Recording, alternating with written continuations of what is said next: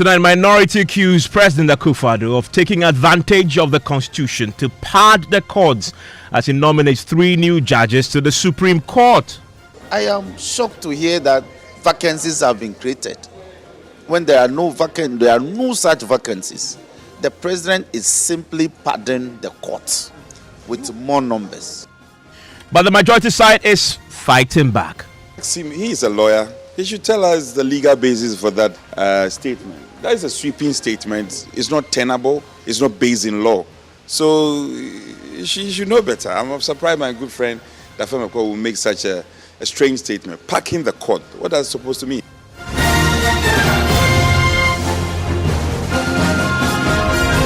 This is Top Story with Evans Mensah.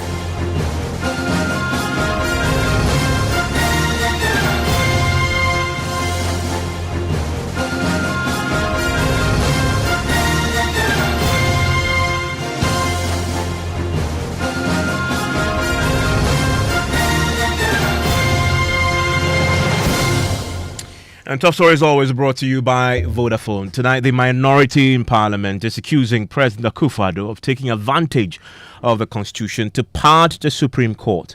The President has nominated 3 persons to the Apex Court. If the 3 are confirmed, he would have had a historic 18 appointments to the highest court of the land.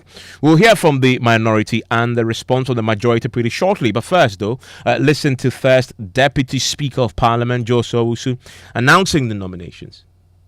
Subject to the satisfactory conclusion of the processes set out in Article 1442 of the Constitution, the following persons.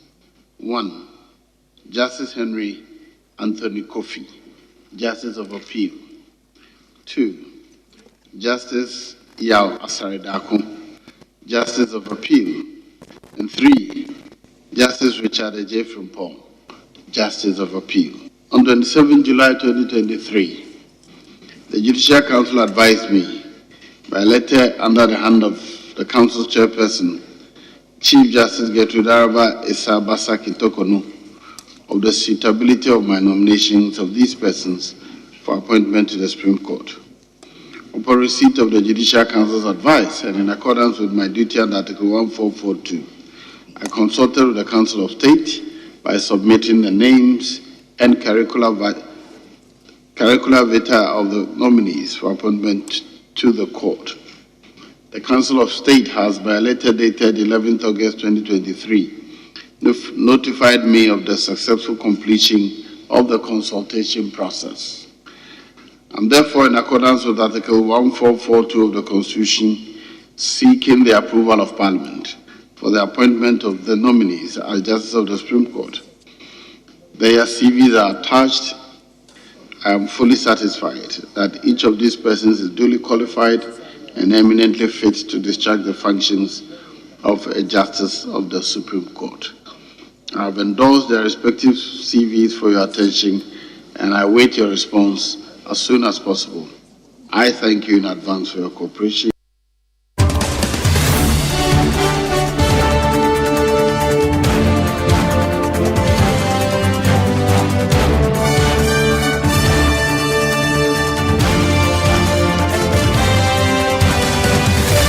My parliamentary correspondent Kweku Asante is in the studio with me. Kweku, we know that 3 justices of the Supreme Court retired recently. We have the Chief Justice, Kwesi Enin-Yeboah, retired. We also had Justice Nene Amegache, also retired. We have Justice Jungs Doche, also retiring. Yep. Now, the argument from the president is that these 3 will need to be replaced. Yes. Hence, he brought the names to the floor today, announcing to the Parliament formally that he has gone ahead, consulted with the Judicial Council and the Council of State, and here are the names. So, yes. Why is the minority side opposing this? The minority say, in their view, there is no vacancy on the Supreme Court. Because if you look at the court as it is currently constituted, there are 12 of them. And 12 of them, according to the minority, can sit on all cases. In fact, if you look at the Supreme Court and its practices, they almost always empanel up to 9 judges to sit on every case. If there's a review on that case, it goes up to 11. According to the minority, if you look at this fact, it does not give room for President Akufo-Addo's claim. And that because the Constitution has not set a cap on the court, the President is simply taking advantage of that to pad it up. I find it difficult to accept that the president will say that vacancies have been created because 3 other Supreme Court judges are retired. Now, your record will show that as we speak, we have 15 Supreme Court judges. Now, if the 3 are confirmed, no, he's appointed 15 Supreme Court judges. If these 3 nominees are also confirmed, that will make the number of his appointees at the Supreme Court since he assumed power in January 2017 to 18. But the evidence is that out of the 15 that we have, 3 have gone on retirement this year. So it means that we have 12 sitting Supreme Court judges who can actively serve the court. The full panel of the court is 9. So there's no vacancy at the court. Let the record reflect that I am saying that there's no vacancy at the Supreme Court to be filled. He is taking advantage of the constitutional lacuna for not placing a cap on the number of judges that can serve at the Supreme Court. So he has decided to increase the number from 12 to 15. So let the discussions be very clear and placed in context that as we speak, we don't have a vacancy at the Supreme Court as the president seeks to suggest. We have 12 Supreme Court judges who are capable of serving the court efficiently and effectively without any problem. Because a full panel of the court is 9. And on the average, the court is empaneled by 5 or 7 on regular basis. So I am shocked to hear that vacancies have been created when there are no such vacancies. The president is simply pardoning the court with more numbers. So what is it that they claim they're going to do now? Well, according to Roxanne Dafemekpol, this news came to them as a big surprise, and that as a caucus, they are really going to meet on this. To remind listeners, the last time the president nominated 4 judges, the minority let 2 go through without a fight, but the other 2 had to fight for their lives. Some of them getting to the Supreme Court by little margins as 2 MPs voting for them. According to Roxanne Nelson Dafemekpol, they are going to meet over this. They are going to take a decision as to whether or not they are going to oppose these 3 nominees. Well, what about the majority side? What's your view on this? Well, I caught up with the majority chief whip, Frank Anodompre. He says that, frankly, the points that have been canvassed by the minority are simply straw arguments. They are not founded on any law. As far as he is concerned, the president is properly in his capacity, the constitution and every other power that he has to appoint those persons, and the minority are simply blowing hot air. He is a lawyer. He should tell us the legal basis for that statement. That is a sweeping statement. It's not tenable. It's not based in law. So she should know better. I'm surprised my good friend Dafemekpol will make such a strange statement. Packing the court. What that's supposed to mean? If these 3 new go through, Akufo-Addo would have 18. Is the president on all fours in terms of the law? Yes. Yeah, so what's the problem? He believes he's taking advantage of the constitutional lacuna. This is a civil, we are practicing a civil, democracy. And we are in a democracy. So if you think that the president has abused any of the laws, he knows what to do. But I commend the president for having having determined that, okay, there's a problem, there's a space. And then he filled the space. What's he saying? You should wait for the people to exit before they appoint. It's most unfair. I think the president is on all fours right in terms of the law. And so the firm, of course, should know better. And he should be guarded. When we are speaking about law, I have a legal background. I'm not a lawyer, but I have a legal background. I don't expect people like him to speak like that. He should give it to their full soldiers to be making these accusations. Roxanne Nelson Dafemekpol is the MP in question. He joins us on the line right now. He's a member of the Constitutional Legal Affairs Committee in Parliament. Kwame Appiah-Kubi is also with us. Andy Kwame Appiah-Kubi is MP for Asante Akim North, ranking member on the Subsidiary Legislation Committee. Also joins us. And Xavier Kuje he speaks for the Ghana Bar Association, also with us tonight. I want to start with you, Roxanne. I mean, the law is very clear, is it not, that the president really has done this within his mandate. The Constitution gives him the right to do what he's done. So what's wrong? What's your issue here? Now, my issue is in respect of the claim that there's a vacancy. I think that's the basis upon which the president is proceeding. And so I am also asking that anybody should show me where there's a vacancy in the court. The only vacancy that has been created has been the departure of the Chief Justice, and that has been expressly sealed by the current Chief Justice. So there's no vacancy. I dare anyone to show me that there's a vacancy. You only have a vacancy where the number of the available judges will be below 9. That is the only time that we can technically say that there's a vacancy at the court. Once the court is properly constituted with 9 justices or more, you cannot claim that there's a vacancy. There's no vacancy. Any further appointment to the court is to pad it. Anything above 9 is to pad the court, in my humble opinion.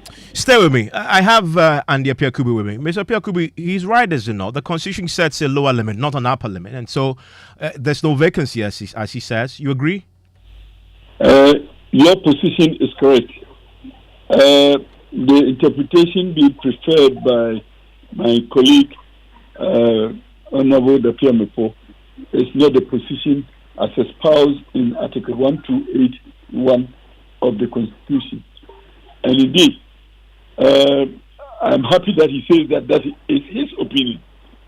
And his opinion may be right or wrong. And on this occasion, I want to humbly suggest that is not the correct position of the law. And if you give me the opportunity to read, I will read 1281, and it says the Supreme Court shall consist of the Chief Justice and not less than 9 other justices of the Supreme Court. So it means that at no point in time would we have a Supreme Court of the Chief Justice and any number less than 9. And as you rightly put it, the correct interpretation of this provision is that the Supreme Court can have should be more than 9 plus the Chief Justice. So the more than 9 plus the Chief Justice is a situation that the Constitution prescribes. So it is only a situation where the justices are less than 9 that we will say that we don't have a Supreme Court. But as you rightly put it, the Constitution does not give any upper ceiling to the membership of the Supreme Court. And that is the correct position of the law. Yes, that's a correct. Constitution is saying. It's a correct position of the law, but Master President, because there's no upper limit, simply put people there because he has the authority and the right to do so. What about being reasonable? What about also paying attention to the perceptions out there about what this means to the Supreme Court itself and the perceptions that this is being pardoned? My brother, the 1 million perceptions will not constitute the provision of law. Law is law, and if the premise of the law intended to put an upper limit, they would have put it like that. That is not to say that the appointee cannot exercise the jurisdiction judiciously. So the appointee, clothed with capacity to do anything, is mindful of the importance and also the expense items and also the relevance of actions. Nevertheless, if the Constitution did not restrict the numbers, then the numbers will appreciate upon relevance and upon capacity to do and upon availability of resources to manage. So once the appointee, close with capacity to appoint, have all the resources to be able to do what he has done and justify it by way of pointing to relevance and need, we are within the law. Law is law. It is not within anybody's whims to want to put a cap or a ceiling when the law did not put any ceiling. No such person has any such mandate to put any cap. And in any case, it is only the Supreme Court that has the mandate to interpret any provision of law if it becomes ambiguous or if there are ambiguities through the understanding or interpretation of it. And the law is also that the Supreme Court will only just interpret purposefully a provision of law if there is ambiguity, not when the provision is clear and unambiguous.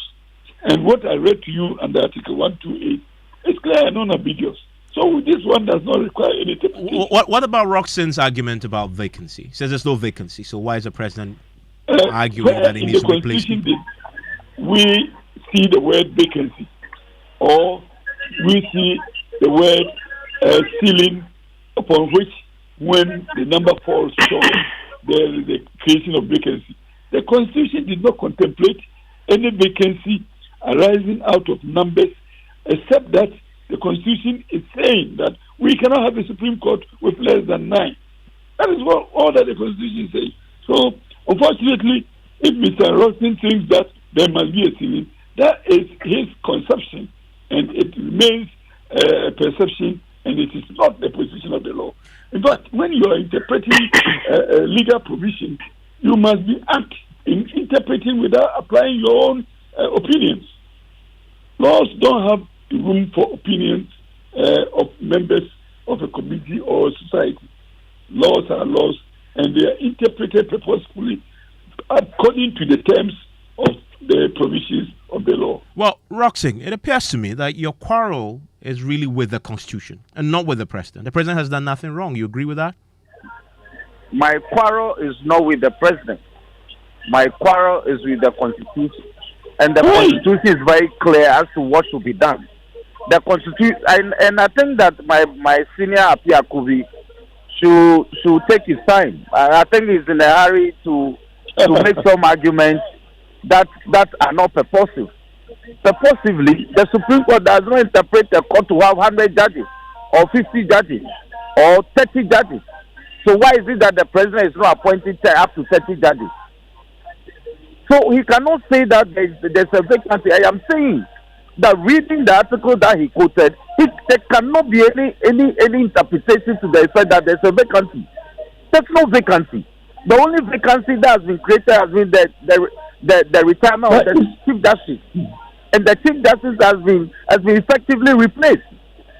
And when I speak of 9 justices, with all due respect to him, I don't speak in respect of the inclusion of the sitting Chief Justice. So we are not making law school arguments here. We are actually making purposive interpretation of what the provision says. My brother becomes by some imagination or some enlargement of imagination, there's a vacancy that should be properly filled. When we have 12 sitting justices of the court, is it saying that the court cannot function with the present number of justices effectively and efficiently? So when I say that the president is pardoning the court, I am right. I am right because there's no ceiling. It's taking an advantage. And let me bring to his attention that the Supreme Court in any country is a political institution. The Supreme Court, in addition to being a law court, is also a political institution. But the Supreme Court has in this country determined where political powers will lie. So these matters are being discussed in some context. And I hope that you appreciate the context in which we are discussing the matter. Roxanne, you say the president is pardoning the courts. Typically, that refers to the practice of increasing the number of judges in the judiciary to influence the court decisions. Now, before this year, in fact, you had 15 judges on the bench at the Supreme Court. Three of them retired. The president is simply restoring that number. If he had no worry, no quarrel with the 15 before, why should you have a concern that he's just restoring that number? Evans, I will be shocked to hear you say that we didn't have problems with the 15. We had. It was part of the problems that happened in Parliament when some had to be approved and some had to go through voting. But you approved them in the end. That's Parliament. Yes, Parliament. That's Parliament. So the minority view didn't change, even though Parliament did approval. When Parliament makes a decision, whether or not you agree with it, you are bound. So we are saying that we disagree with the president increasing the number from 12 to 15, and now he wants to increase it to 18 with the respect of his appointment, because he thinks some vacancies. No, he wants to keep it at 15, not 18. If you cannot say he's keeping it at 15. That is not what the Constitution says. Is that what the Constitution says? No, the Constitution doesn't also say that he cannot appoint as many judges as he wants. So you should listen to me when I say that he's pardoning it. I'm not wrong at all. But where's the evidence? You're questioning the president's motive for doing this. The evidence lies in the Constitution. The Constitution says the court is properly constituted with 9 judges, as well as the CJ. But when in this Fourth Republic, including your own government, did we have exactly 9 justices of the Supreme Court? We've always had time was when we had 11. Time was when we had 11. But it's still not 9. Sorry? It's still not the minimum. But number. I am not saying that. I am saying the minimum should be 9. If you have the minimum, you cannot say that there's a vacancy. That is my argument.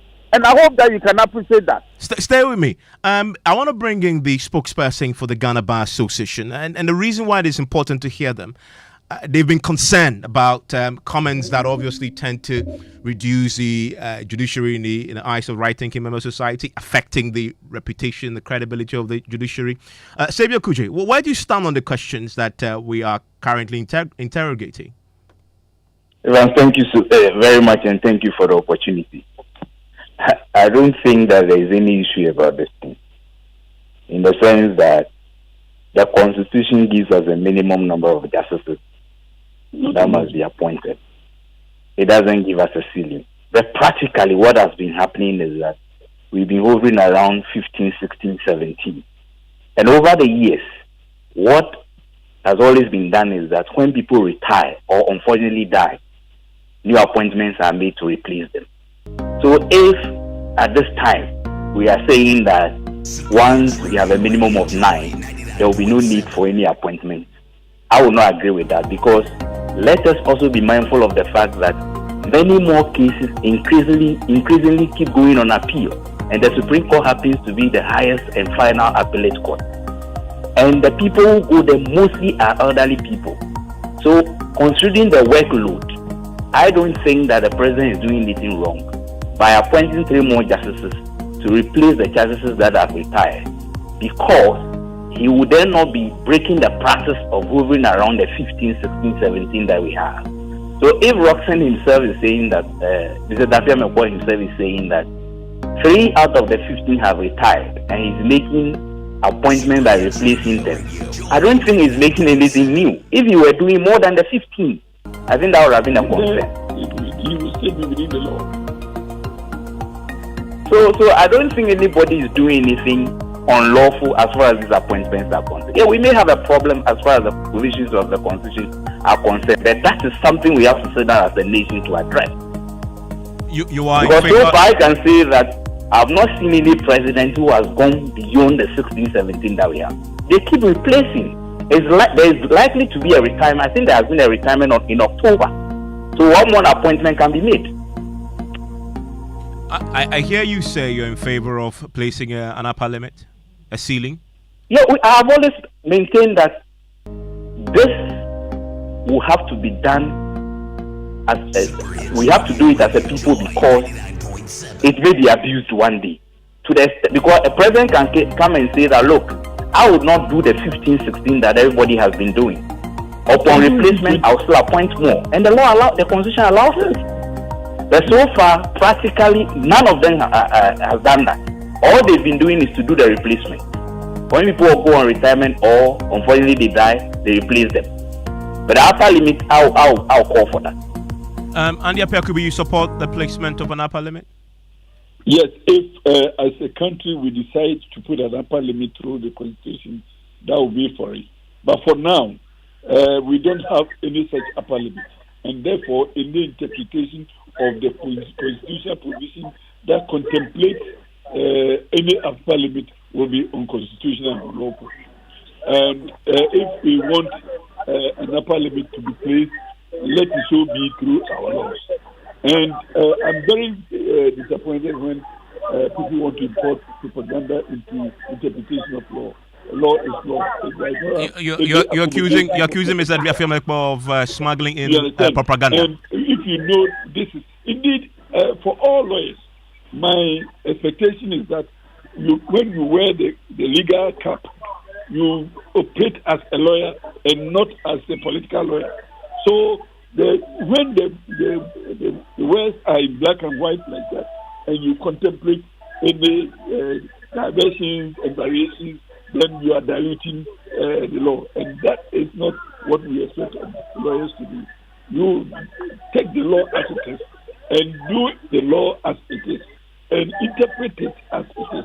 Not as you expect, no, as it is, or not as you want it to be.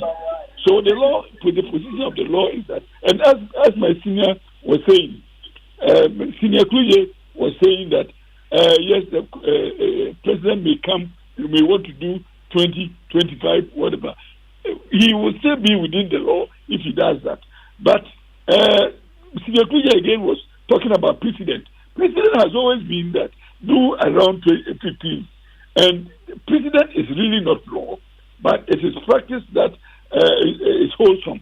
So we could do around 15. And indeed, the unfortunate situation that Roxanne has is that we have always been around 15. And in fact, when NDC was in power, it was also around 15. And the practice has been that replace retiring judges or judges who are dead.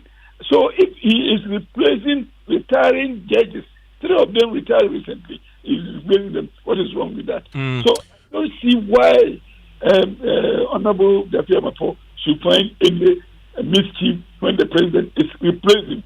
Okay. Mr. Afiamekpo? Already agreed number. Yes, Already. Mr. Apiakubi, let me hear. Mr. Apiakubi, hold on. Mr. Apiakubi, let me hear Mr. Afiamekpo. And the Apiakubi has a penchant of abusing anytime we are engaged in a debate such as this on radio. And I take serious exception to it. This is a very serious matter we are discussing. I have made the point that in addition to the court being a court of law, it is also a political court. He has not disputed that. I disagree with you. Hold on. We don't have political courts. Mr. Apiakubi, if you may, please allow him to. Mr. Apiakubi, can you be quiet? Mr. Apiakubi, if you may, yes. No, number 2, let me ask Xavier Kute whether the president came to meet between 2017 and now, whether 18 judges have retired from the Supreme Court. I want to ask him. Have we had 18 judges retiring from the Supreme Court between 2017 and now? It hasn't happened. It's been 12. So why is the president appointing 18 within this period? Only 12 judges have retired between 2017 and now. About 12. So if he says that the numbers have been hovering around 15, 16, it is not a fact. Jerry Rawlings during the second and the first sense of parliament didn't do 15. The numbers hovered around 12.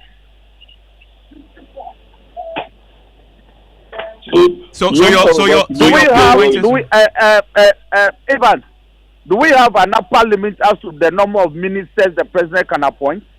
No. But this president told us once upon a time that he needed 125 ministers.